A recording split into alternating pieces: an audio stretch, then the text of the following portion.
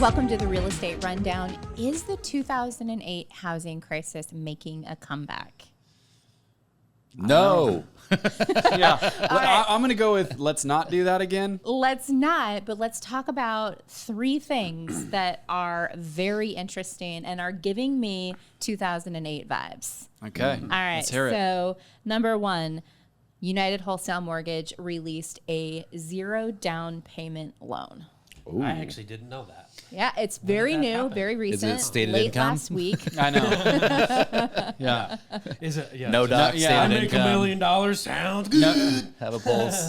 Get a No social security income, no number. asset. What did NEMA or It NEMA? was like no Nima. income, no asset, no documentation. Yeah. Hey, I'm They gonna used go to have buy a couple more name. houses then. Shoot, if that's Yeah. not coming back, no, I'm just kidding. Yeah, zero I'm down. not, Yeah. Well, You get the fries Yeah, bagger. as long as you- the as long as- grocery as long as you store have like a bagger making 720. $2 million a year. That's Yeah. why I love that Yeah. one movie, The Big Short. Oh, yeah. When he goes to the strip club and, Yeah. and the lady's like, oh yeah, my 6 houses. Yeah. Well, I do remember that. remember when they first brought that out? He's Like you had oh God, let's We're in short trouble. this stuff. Yeah, he's We're like in trouble. Anyway, all of it. rabbit hole. Yeah, that was Yeah, well, Ray Dalio But story. But yeah, the United Wholesale Mortgage 0 down payment program, is it just hype? Is it just spin? Well, what does it look like? Give us the Okay, so details. basically how it works is there is a first lien that meets all of the LTV requirements. United Wholesale Mortgage will provide a second lien for 3% of the purchase price up to $15,000. The second lien has no monthly payment requirements and no interest, so it's just kind of silent. It just sleeps there. The second lien is paid off when the loan is either sold or refied, and payments on the second lien can be made throughout the loan term but are not required to be made. Huh, okay. So- but there's only 3%. It's Yeah, I up was gonna to say 15,000, so 3%. very Yeah. small. So $500,000 purchase price would be max for that assistance, right? Yes. Yeah. To truly get that 100% down. Yeah. Now it's a silent second at 0% interest. You I said. wonder why they're doing this. They're going to probably Yeah. have a mortgage rate premium on it, probably. I would imagine. Yeah, there's got to be cost somewhere because a free $15,000. That actually, I mean, that sounds attractive to It me. doesn't seem too much different than the program that actually my wife and I bought our house on, which was the A long time ago. FHA down payment assistance program. They gave Mm-hmm. us up to 3.5%, and so But then it went away, though, right? After a certain amount of years? But a couple years after that. So this is back in 2016. We got the 3.5%, which covered the closing costs because we couldn't get concessions because where we found ourselves in the offer situation. And then I just gifted her the 3%, the basically 3.5% down payment, and then the assistance covered everything else. Huh. So we were virtually able to get in a house just with the down payment and and all the closing costs were covered. So it just seems kind of similar to that. It kind of does. So maybe this isn't super problematic. No, And because the- you still have to get You still- you got to show income. Right. So you course. have to be 2008 was qualified. no doc. no doc. Stated income. State your and remember income, when they and we started won't out with verify those? Yeah.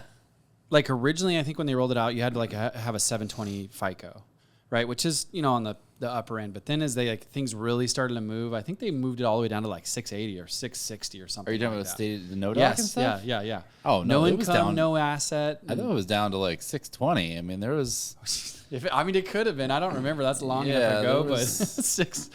It was a long time ago, but let's be real. It was a mess and it was negligent. negligence. It was very Yeah. negligent. I don't know how else to describe it. Almost. So so that's one part of it. So what's the other parts? So here are some other things that are definitely giving me crash vibes. Oh, Okay. And not really. I really don't believe that Yeah. we're going to see a crash. No. But there are some indicators that are very interesting. So this next one is kind of sad. This is about zombie foreclosures. Have you heard of these, or zombie mortgages? Have you heard of this term yet? I mean, I have back a while. Okay, so here's what's happening. Is so individuals are basically having a resurgence of a second loan that they had on their home that they thought was paid off, or they thought that maybe just was disappeared. forgiven. Yeah, it got just forgiven or During the disappeared. pandemic, they're like, And oh, they just In reality, these second mortgages are coming back to haunt them. They're reappearing after 10, 12, 18 years, and they're selling the loans. So the new investor is coming in and trying to foreclose on that homeowner. So somebody comes in, bought the note, a non-performing note, and now that there's all this equity, they're going to satisfy the primary position because there's the equity to come in and collect with all the penalties and interest of 17 years. Are these loans from the modifications? Some of them, yes. Yeah, So it's gotta it be. said, so a lot of them said millions of homeowners who got modifications due to their mortgages in the 2008 housing crash are seeing dead loans come back to haunt them. Okay, so they thought these loans were gone. Yeah, In New York, check this out. In New York, over the past 2 years, at least 10,000 zombie second mortgages were linked to foreclosures. Jeez. And those zombie second mortgages dated all the way back from 2004 to 2008. So these are people that got modifications. They weren't the companies just didn't go after them, and they kind of they went dormant. Yep. And then now all of a sudden they probably sold the loans to another company. Now that other company decides to go, hey, we're going to go collect on these things because we bought them. Yep. We bought them for pennies on the dollar. That's exactly what the article says. Yeah. So, well, and I mean, remember those seconds, they couldn't foreclose then. Not the first was in underwater. Right. So they certainly weren't going to, Right. So take the second action. was just like, whatever, Yep, cut our losses, at least so we thought. But So they now- weren't really cutting their Why losses. weren't they doing this when the house prices were like crazy? Like, why weren't they trying to go Well, it after 'em? says, I wonder how long this has been going on. like a year, 2 years ago when. Well, when there was a moratorium, Oh, okay, that's right? true. Remember, Yes, there was the a COVID moratorium moratorium. for Yeah, 3 COVID. years. Like, it was a long time. So. Wow. So okay, That's, I mean, I had no idea such a thing was happening for- right now. for- I From know. that long ago.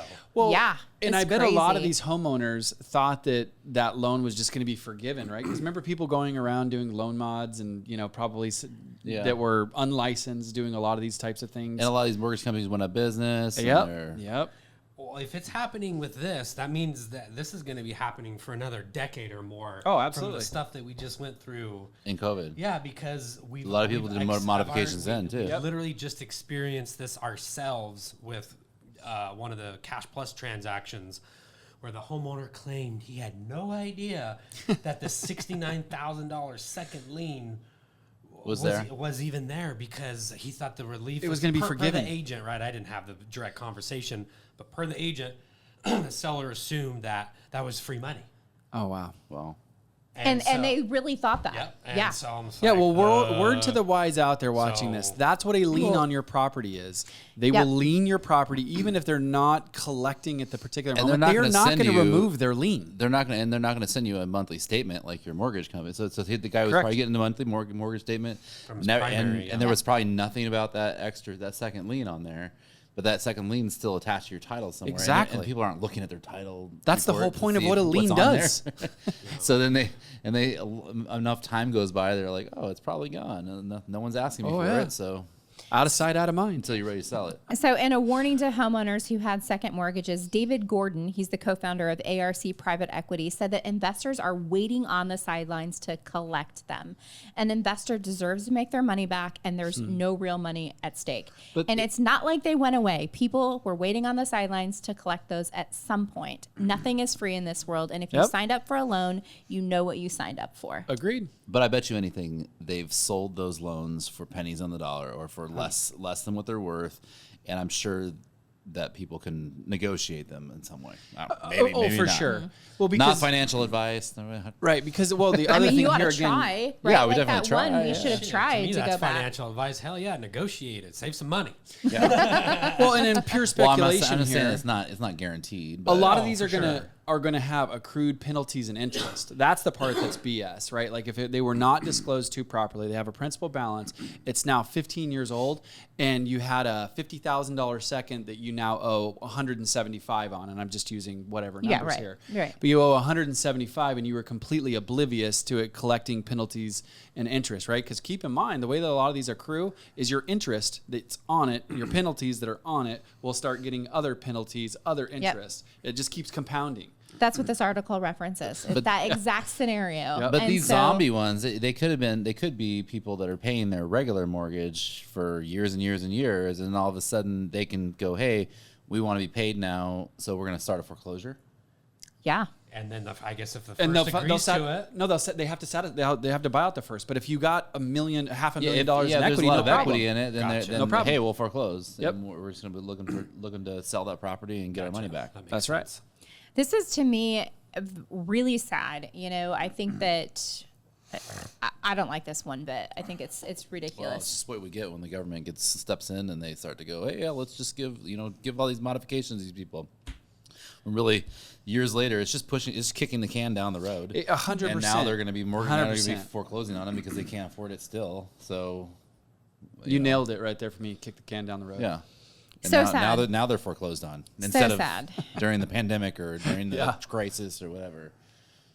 Okay, so the last thing giving me weird vibes, check this out. Bloomberg broke this news a few days ago. Apparently, from 2019 on, there were about 1.7 million loans that were made on purchases of $1 million plus, with adjustable rate mortgages that are now set to reset. All right, that one I don't really care. It's like those people deserve it. If they decided to go get a adjustable rate mortgage when rates were that low, why would you do that? That's what I was going to say. I think that's a little weird, right? Like the rates were already pretty low. I mean, does that mean that they were trying to get more house than their money? The only thing I will say that's kind of maybe on the flip side of that, maybe they had to get an extra low rate, which the ARM gave them because prices were so high, right? So in order to get the house that made sense, they had to overlist, et cetera, whatever they were doing. So now that because the prices were high, they had to get a ultra low rate so that they could actually qualify for the property. Well, they made the wrong move, and now now they have to move. They gambled. They made the wrong move Yep. and now they have to move. What? They gambled, and they missed. Yeah, They put it all on black and it went red. That's right. No, but so is there going to be like a little mini bubble burst in the upper end many inventory? were 1.7 7 million. million.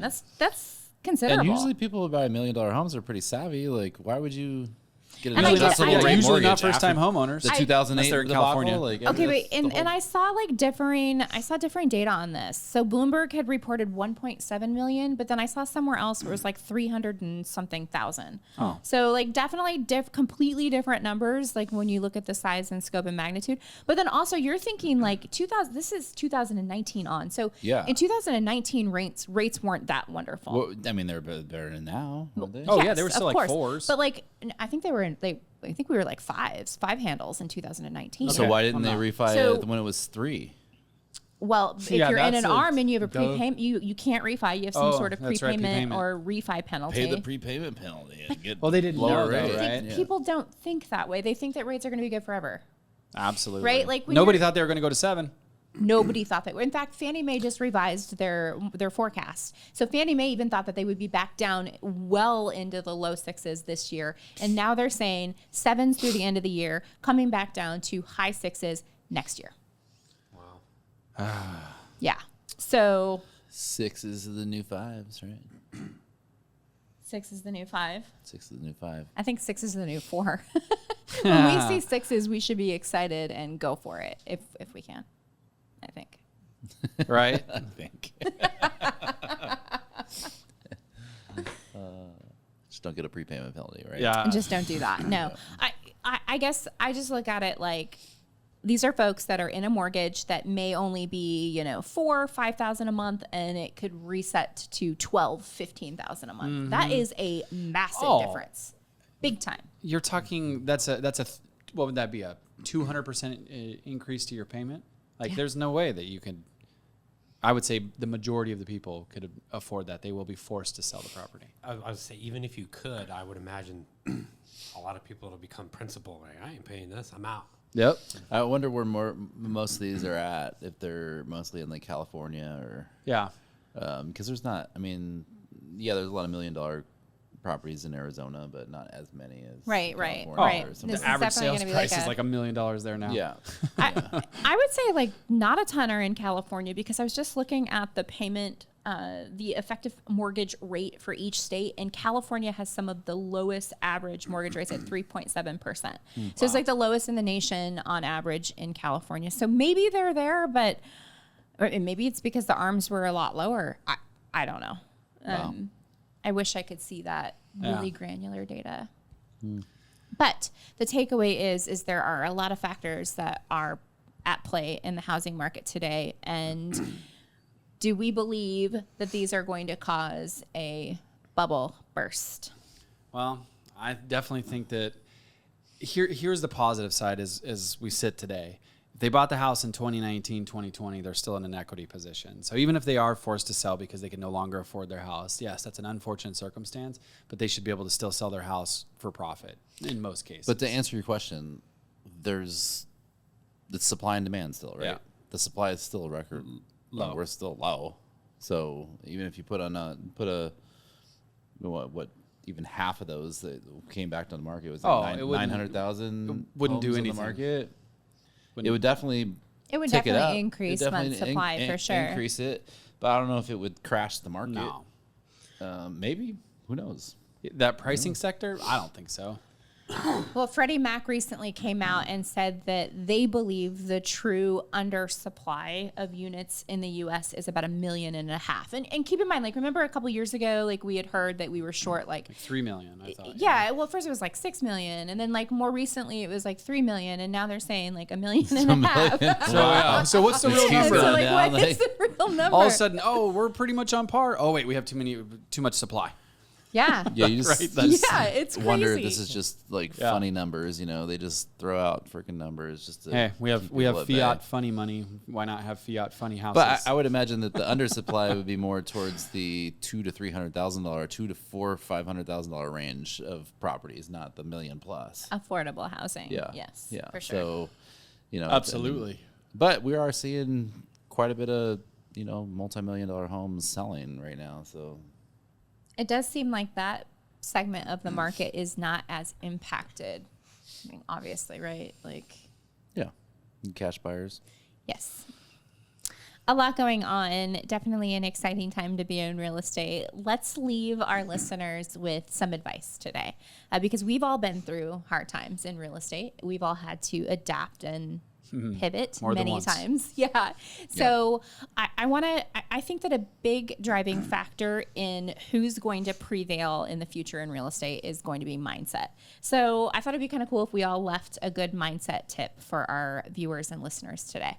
Yeah, absolutely. And what I know about you guys is you guys have some of the best mindsets of people that I know. So I'm excited to hear the little tidbits that you share. You do. You guys do. You guys are all like we didn't have like drivers pre-show thoughts on this, so we just got to go off the cuff. Go off the cuff, but you've got so much to give, Elliot. I mean, for me, it's probably TBD. The same thing that everyone hears me say over and over, because for me personally, it's what worked and it's my truth, and it is the truth for the industry. It's definitely taking the approach of thinking outside the box and more being, I'm just not an agent, just try to sling some houses. Really focusing on sellers and why it is that they want to sell. Spending a little bit more time with them than just, I can list your house, I can list your house. Of course, that approach works. It's always a numbers game, right? But when you spend a little bit extra time, I know Elliot loves this one, right? When you show how much you care, then they can feel that, and they're more likely to do business with you. But it's finding out why they really want to sell, and then giving them options and solutions. I know it sounds a little cliche Consultative. because that's what we do here, but that's why we built what we built. Absolutely. We all did it, and then decided to put it out to the real estate universe to share what's worked in the industry so you can increase your business. So it's just taking a little bit extra time, a little bit extra care, a little bit extra detail, providing options and solutions. And if you go that extra mile, I can assure you with 100% certainty, you're going to get more business one way or another, whether that's through the listing or through a cash offer acceptance. And you'll be pretty blown away by the more real estate conversations you have, how many more listings you'll get, but really who wants to take the cash offer. But if you don't find out why they're really wanting to sell, then you can just present them an opportunity and they're like, I don't really then know you're who an this order guy taker is, and at the end of the day. what is this? So anyway, that's there's way more to it than I just said. That's kind of, for me, a little surfacey, but that's kind of the big vision of it. I love it. I love it, Keith. So definitely a mindset of being consultative, being curious, and then truly trying to give them different offers and options to meet their needs. Yep. I mean, I'll leave it with this real quick. It's no different than when we're talking with Zoodealio members, right, who maybe are newer to this approach or they have taken this approach, and you're being the more consultative that I am with our members on explaining the cash offers, the more consultative they are with the sellers, and they're doing more deals. So 100%. Yep. Love it. Love it. All right. Who wants to go next? Go ahead, Jay. I'll go next. So my biggest thing for mindset is what you focus on is what expands. I feel like if you have that little you have that little talker in your head that's telling you something's not going to work, you got to shut that down as fast as you possibly can, and focus on the positives in your life. And that's what's going to show up in your life. So that's mine. Yeah, if you focus on that negative and even think about it, right? Yeah, That it's gonna and it's breeds. super easy. There's a lot of negativity in the world, and if you're constantly diving into all that negativity and fighting with people online, and this and that and the other, reading all this negative shit and just laying in bed thinking the world's gonna end or whatever. Absolutely. Are you speaking from experience right But, now? of course, yeah, absolutely. It's you definitely can go down a rabbit hole if you start to read too much stuff. So I think what you focus on expands, and so you gotta move over into the focus of positivity. What's going good in your life, and more of that will show up. You're 100%. When I stopped watching all the alien YouTube videos, me having thoughts about getting abducted totally went away. So I concur. I wanted to get abducted as long as they put me back. Learn a little bit more. Hey, bless me, make me smarter. Make you smarter. Yeah, my do goodness. something, right? Give me an unfair advantage. So I actually think, Jay, you said one that was somewhat similar to mine. However, I think that it's really important to also understand that everything today is about shock and awe, right? There's all about the hook. So a lot of these stories and everything that we read, all the posts, is sometimes a little bit over exaggerated because we live in a flooded world where everybody's trying to grab that attention. And so sometimes they'll be a little over the top with that hook. So make sure you take that with a filter would be my biggest thing on that. And then, okay, so for my mindset, I think it's actually, and probably no shocker from, my compadres here that that what I'm about to say is, I think it's surrendering to the repetition of actually what you want to go on. So like what Jay was talking about, what you focus on will expand. However, realizing that if you want to become great at seller lead generation, it's not going to happen day one. Every time you talk to a seller, you're going to get slightly better. Every time you talk to a client about a certain expertise or a niche in a market, you're going to get better. You can't go into go up against the number one listing agent inside your city and think that you're going to dominate them the very first try. Right, so it's realizing and time blocking and running your business as a business, right? So what you focus on will expand, and that is making sure that you are constantly growing your business. So how do we double down on that? All right, well, here's my 3, 4, 5 areas of leads that I want to focus on. All right, how do I want to communicate on them? Okay, well, today I want to make sure I bring the conversation to them, so I'm going to call them. I want to make sure that they know that I'm in the business, so I'm going to constantly be posting. All right, I want to send them items of value, so I'm going to make sure that I have an email, a unique value proposition email campaign going to them, right? So I think it's just looking at basically funnel metrics to bring a value proposition and the problem that you're solving in the marketplace, because without a doubt, right, the turnover rate inside your area, learn what that is, whether it's 3% right now or whether it's 8%. That means somehow people are selling and buying, and it's your job to go out there and find them, and your job to make sure that they know the unique value proposition that you give to them and their family. And you do that by being consultative and focusing on what they expand. And I would also say engaging with people, right? Yeah. You got posting on social media, but engage with people. That's what people want. They want comments, they want likes, they want to engage with you, Gotta with care. somebody on their post. So you gotta, and that exactly, it allows them to, so what Keith was saying, Even make if you're the you feel only like you one. care about them. Yeah, and and a lot of times it will be. I mean, we've gotten a lot of business by being people's number one fans, and then all of a sudden they're like, yeah, well, I better use this guy. He's constantly posting on our post or commenting on our post. So yeah, it works. Engagement. It works if you work it. Hey, thank you so much for tuning in today. We appreciate you. If you have anything to add to the conversation, be sure to leave it in the comments, and make sure you ring that notification bell and tune in for our new episodes every week.